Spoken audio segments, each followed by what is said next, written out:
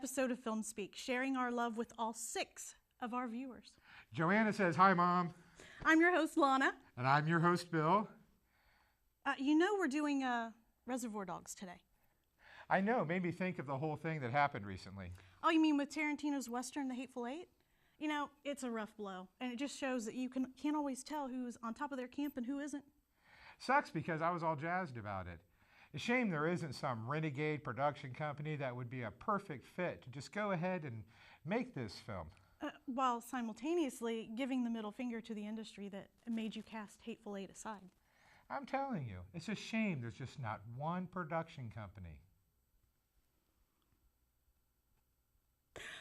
We have a great show today. Filmmaker Elbert Smith has brought in a clip, and joining him is the actress Laila Hameen. Well, enjoy this clip, and we'll see you all at the table when we discuss filmmaking and later on break down the classic movie Reservoir Dogs.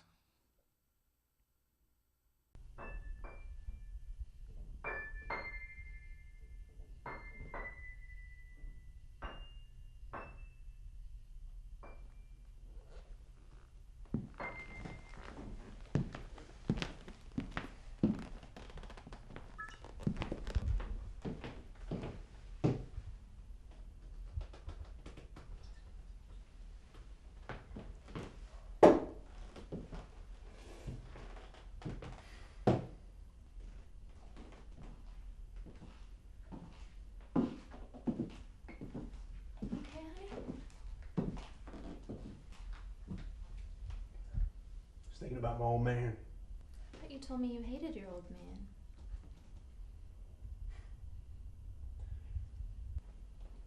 Well, you know, he worked in the coal mine nearly 30 years for next to nearly nothing. We lived on a run-down trailer down in the holler.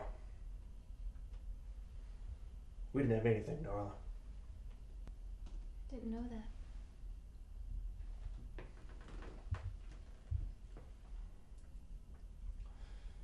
When I left Kentucky, I swore I'd never be like him.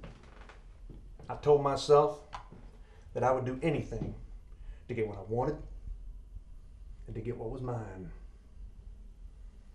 And if anybody got in my way, I would tear them down. You don't have to worry about that now, Jules. You've got me, Modesto, and all the money you could ever want.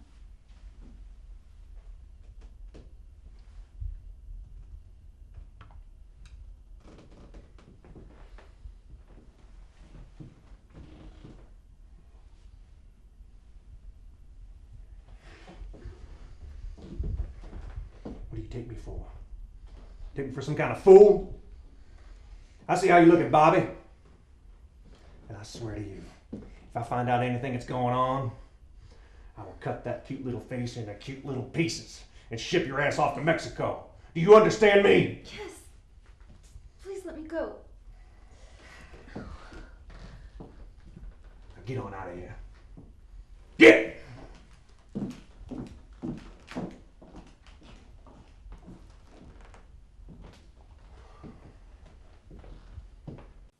So tell me, why did you stop being El Toro Azul in the first place?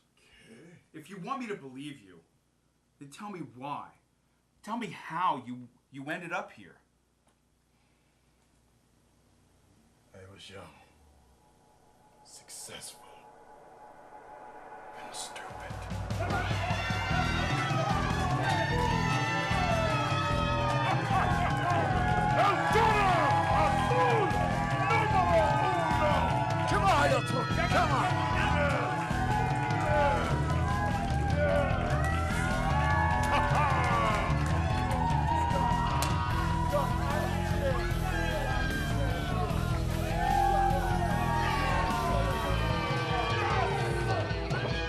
Toro!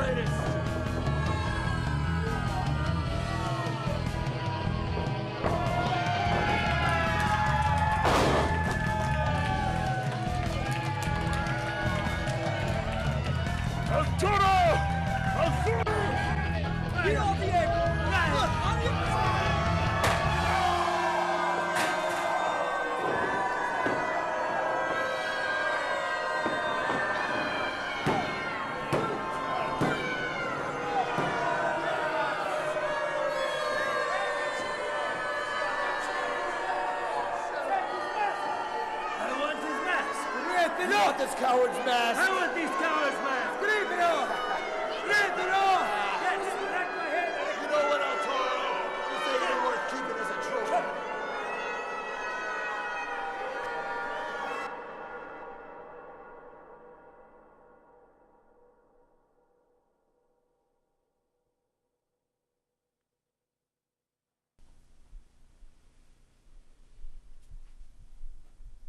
You're gonna need this for Saturday night. I got a couple calls to make and maybe an apology or two. Take care, my friend.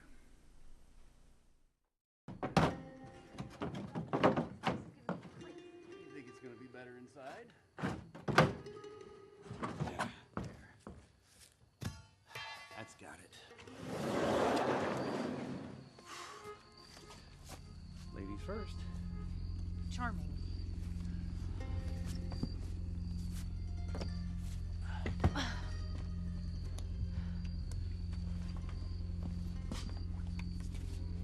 Nothing out of the ordinary.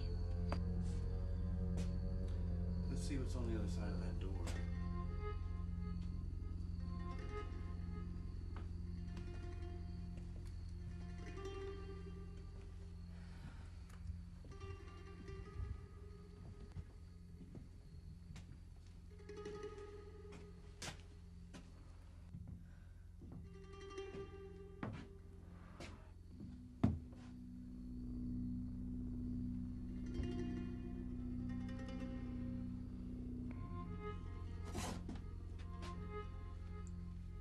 Hallway.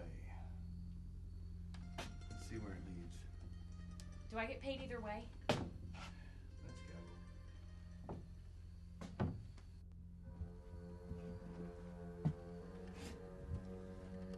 Oh, what is that smell? Evil death. Okay, I don't want to do this anymore. You proved me wrong about the vampires, and I know I said I'd help you, but what good is being out of debt if I'm too dead to enjoy it? Relax, there's nothing here we can't handle. Besides, I came prepared. And that's supposed to make me feel better? Look, I'll make you a deal. Go a little further, and if there's nothing going on, we'll leave, okay? The evil death smell further ahead? Well, yeah. I don't know, Rook. This is... I'll tack on a $15,000 bonus for every vampire you kill. Let's go. By the way, I didn't see a gun in your bag. Guns are useless against the supernatural, my dear. Oh, yeah? What about silver bullets and werewolves?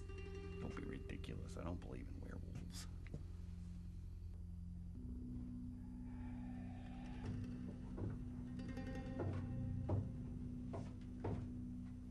Oh, God, I think I found the smell.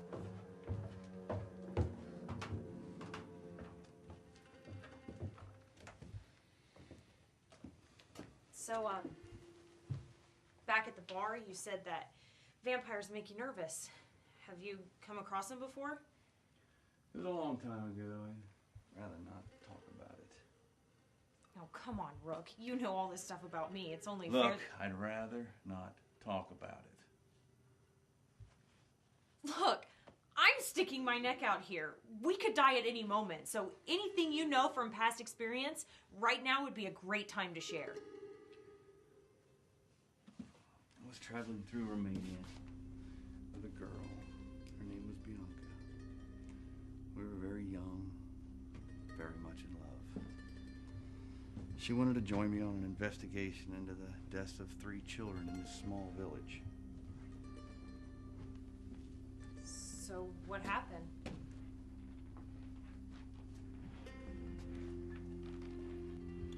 We used a dampier to sniff the vampires out.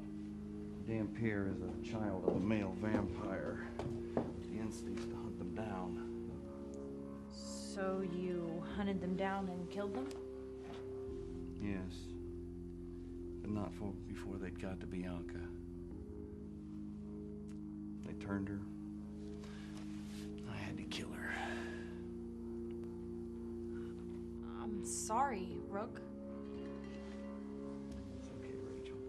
Let's just find out what's going on down here. Welcome back to Film Speak. We're sitting here with Elbert and Laila, here to discuss local filmmaking and the challenges of local filmmaking. We'll start with Elbert. Would you like to tell us any projects that you are involved in or that you have coming up? Yeah, we just we're wrapping up on a movie. It's called Modesto, and it's sort of a exploitation action film. The idea is that a man's wife is brutally raped and murdered, and the main character, he goes after each of these guys who live in this small town called Modesto, and now they have become higher up people in the town. One's like the sheriff of the town, things like that, and the main guy, he runs the whole town. And the whole objective of the movie is this guy is kind of like a Charles Bronson type character, and he just goes after each one of these guys and gets his revenge. Very cool. So kind of drawing upon, like you said, the exploitation movies like Little Billy Jack, Little Death Wish, maybe a little Coffee. Foxy Brown to it. Yeah, all of our all of our films kind of date back to the exploitation films of the old days, like 60s, 70s, and 80s. We have a lot of like Nazi exploitation, black exploitation. Each year we sit down and talk about like what kind of genre of film that we really like, and then we hone in on that and create a story from there. It's kind of nice to see because not enough people have appreciation for that era of film. Because a lot of times I'll recommend Switchblade Sisters to people, and all I get is a weird look, and I'm just like, no, really, okay, it is kind of a hokey movie, but pay attention to the screenplay, pay attention to the characters. Right. You know, it really, underneath the layers of exploitation and the over-the-top violence and everything, is a great story about characters.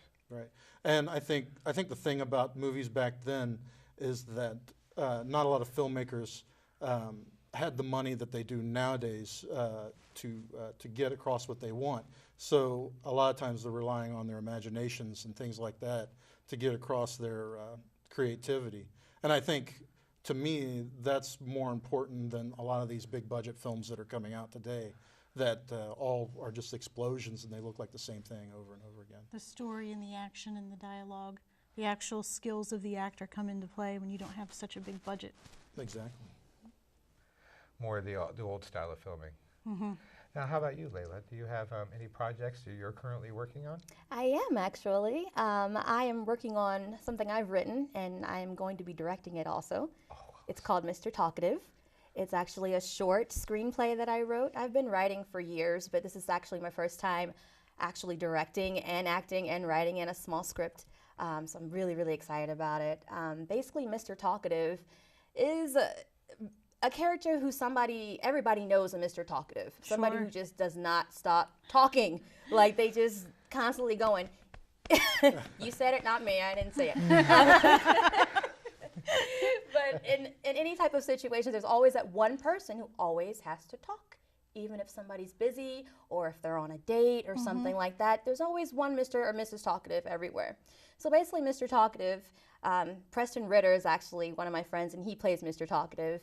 He is a very sweet guy in the script. However, he just pops up, gradually gets on people's nerves, but I don't want to give too much away because Absolutely. But I'm only in the first scene. I play a character who's just simply working on her assignment at work, and he comes into the break room and he's like, "Oh, what are you doing today?"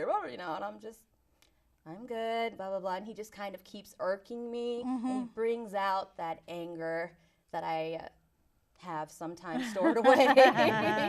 But he gradually moves on to different people, and you just see how annoying he is. But at the same time, you kind of fall in love with him, too.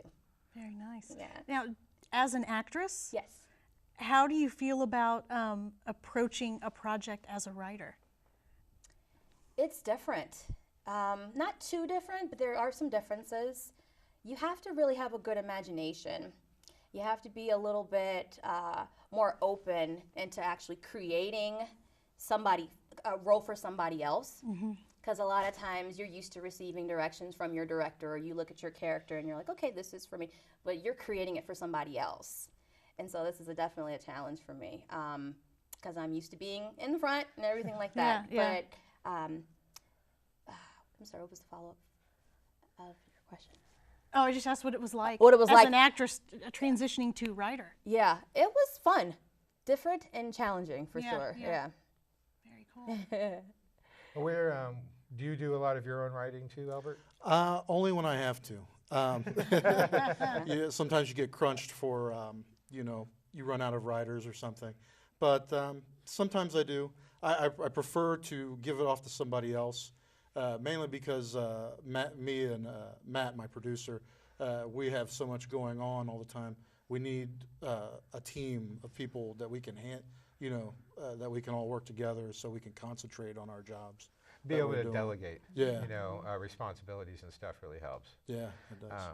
Because a lot of times if you're trying to take on too much at once, then some different areas will suffer because you're not able to give the attention that you need to it. Oh, yeah. Where do you find you draw some of your inspiration from, Laila? Everyday life. Very good, yeah. Going to work, interacting with people, even going through the drive-through to get food. You meet all different types of people, and you get inspired by so many different random things and different people. Meeting people, and then those become apart, little pieces of characters and stuff that you put together. And watching a lot of movies too. Yeah. I would say. What movies inspire you? Oh, so many of them. Name three. Name three just off the bat. Name three. Okay. Girl Interrupted. Good movie. Yeah. That is a very powerful film with Angelina Jolie. She's one of my favorite actresses. The direction, everything.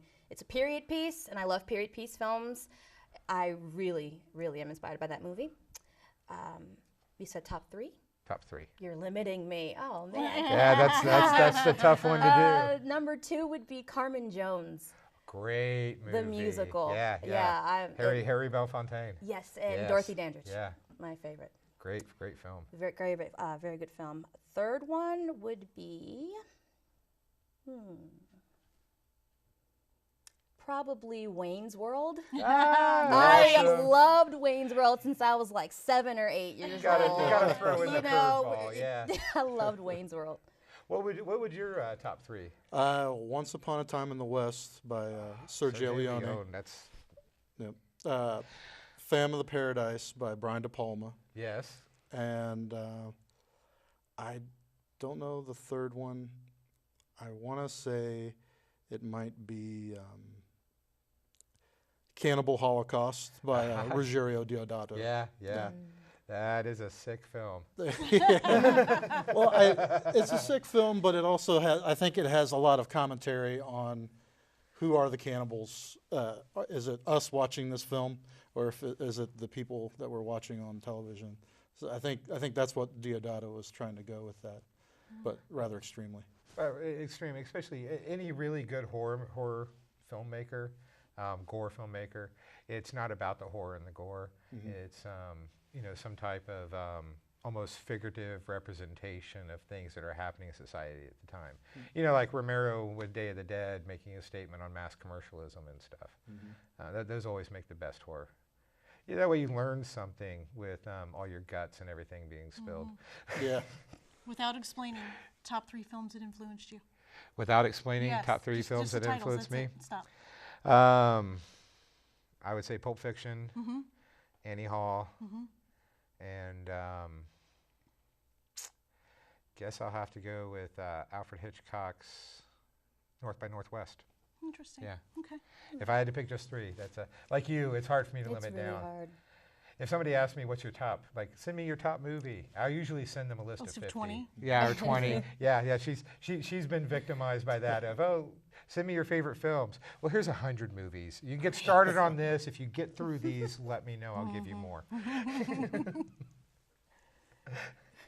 That's just the way it is. You got to love film. Well, that's part of, I think, we're all around here, around this table right now, is a common love of film.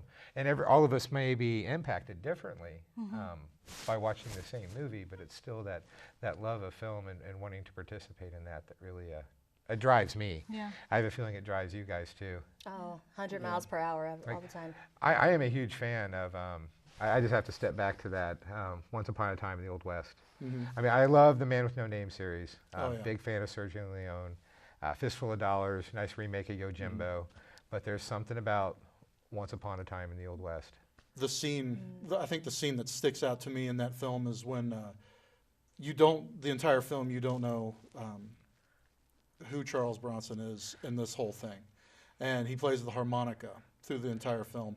And then by the end of it, when I hate to give it away for anybody, but by the end of it, when he kills Henry Fonda and Henry Fonda's laying on the floor, and he puts the harmonica in his mouth, and then Fonda remembers he stuck him on his brother's shoulders, or he stuck his brother on his shoulders to hang him. Yeah. It's one of the most amazing scenes I've ever seen in a movie.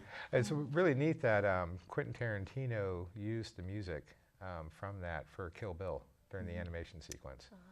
And I found out something about Sergio Leone that I never knew recently, that he had the music for his movies done first, and then he would play the music for the actors while they were doing the scene, which I have I have never heard of any other filmmaker doing that. Quite remarkable. And you know, Girl Interrupted, everybody always talks about like Winona Ryder and Angelina Jolie's performance, but the one that stuck with me the most was the late Brittany Murphy. Brittany Murphy. The whole thing with her daddy bringing her chicken and her having all the chicken and aluminum foil under the bed. I think she's underrated. Disturbing.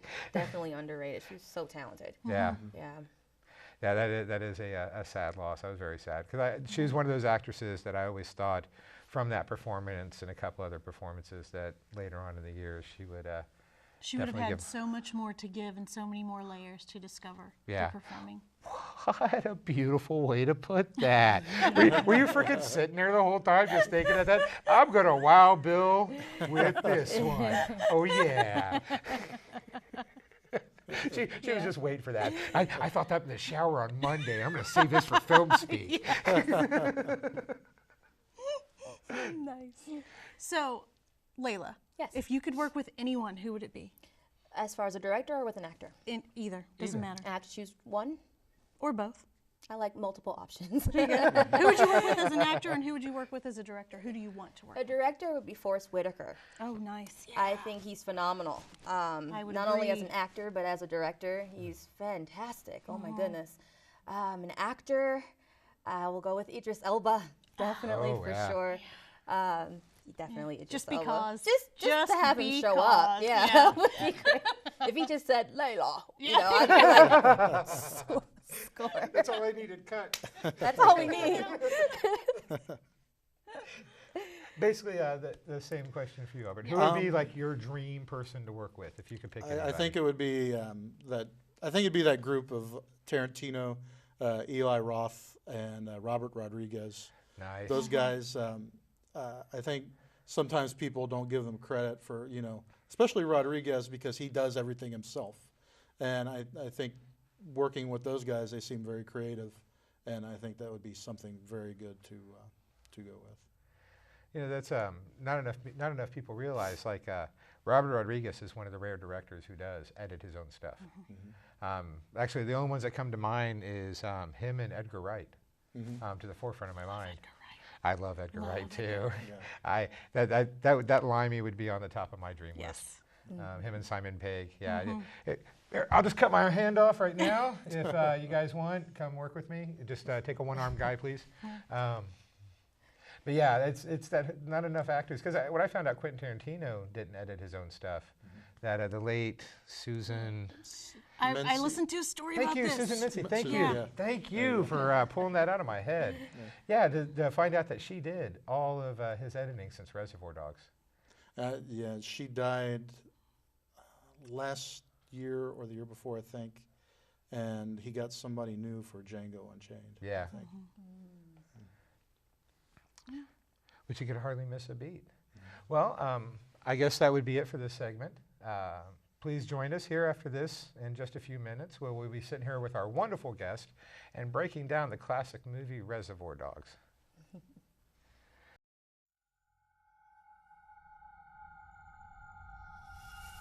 It began innocently enough.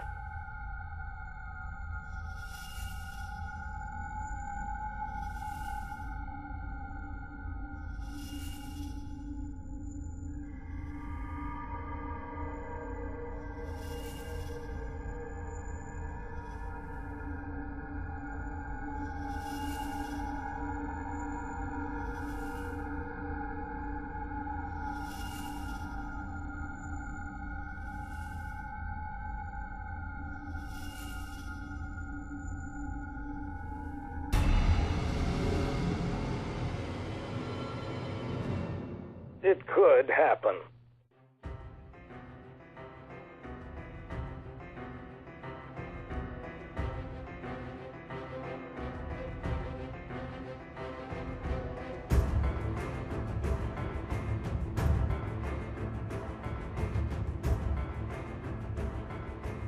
Breathe.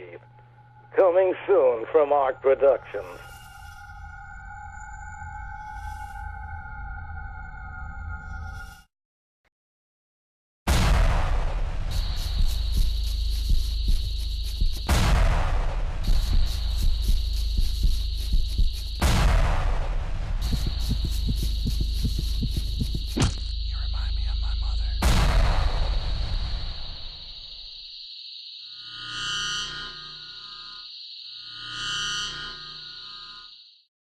Welcome back to Film Speak. We are sitting here with Elbert and Laila. We're going to be breaking apart the classic film, classic for some,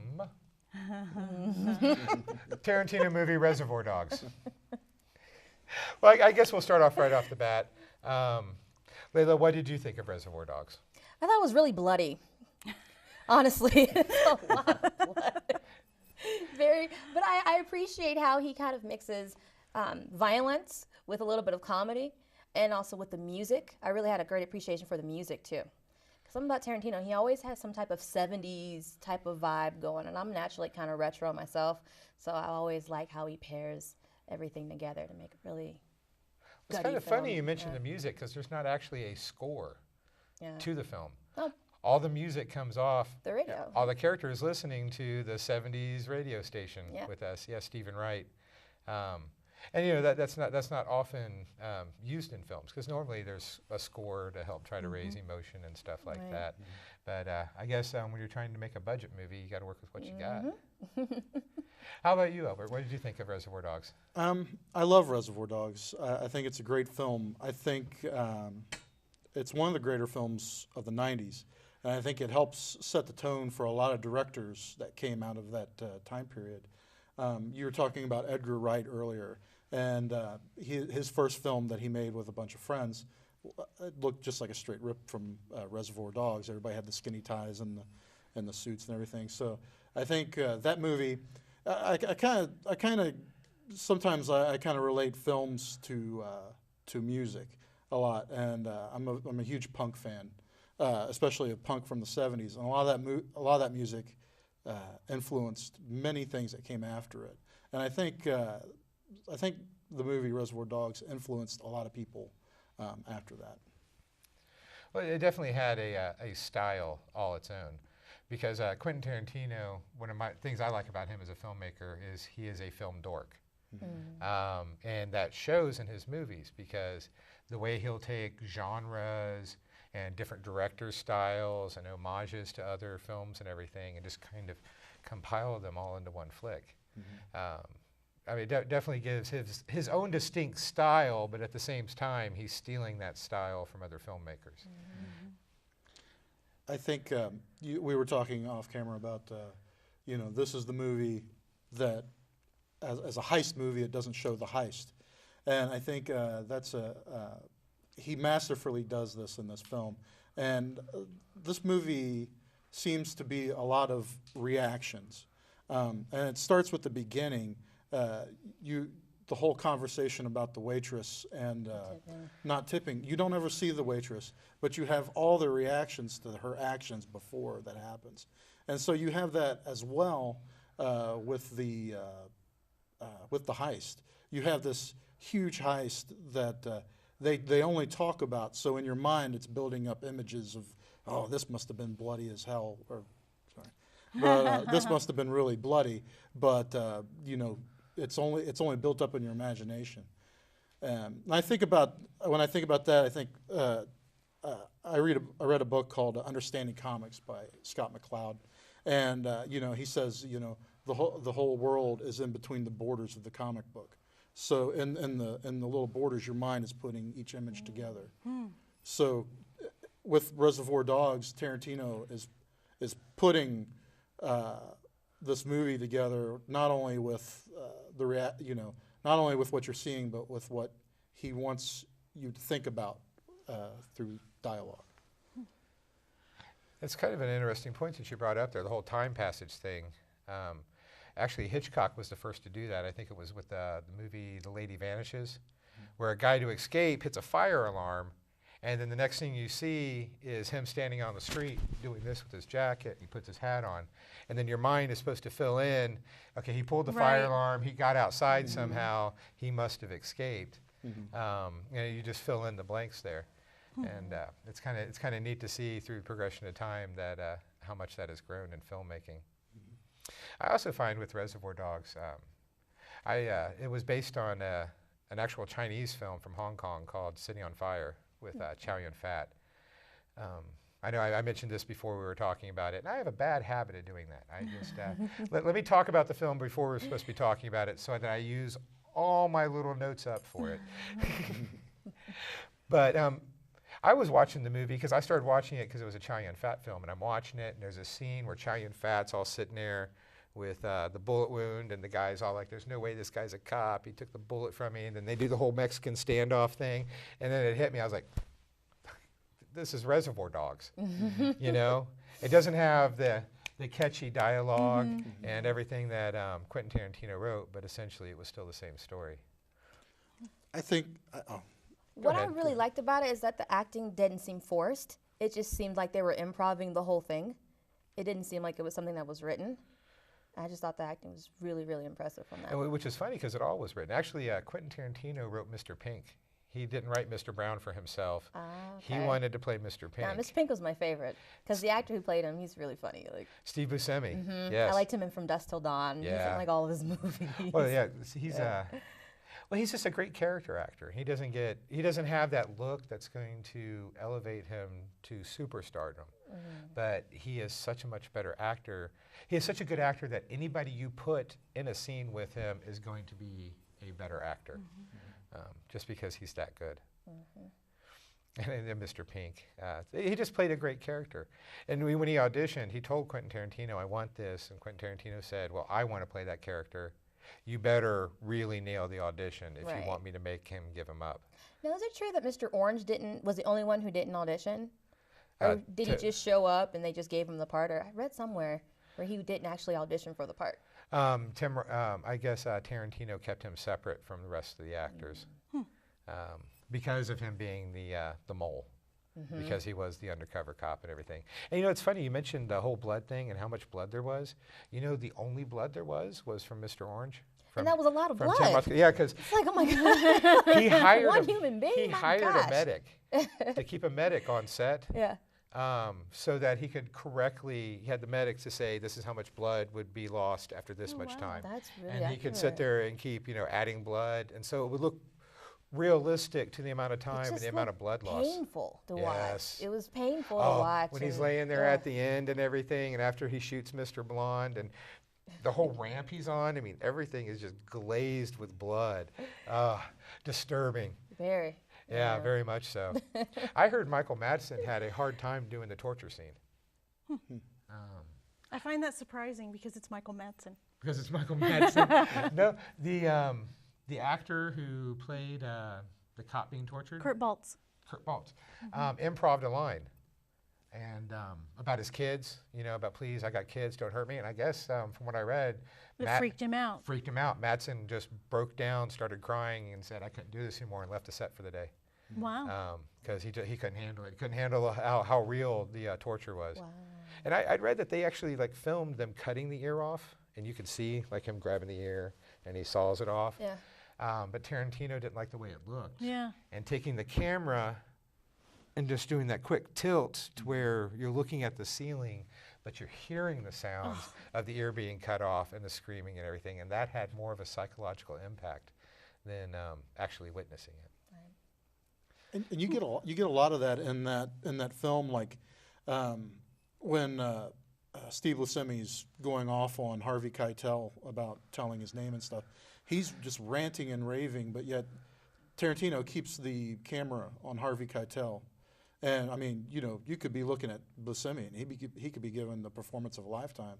But why does he choose to go from that to just looking at Keitel, just thinking internally about all these things that are going on? And that's the whole Hitchcock thing. There's everybody emulates Hitchcock a little bit. If you're a filmmaker, I guarantee you, whether you're thinking about it or not, you're using Hitchcock techniques in your film.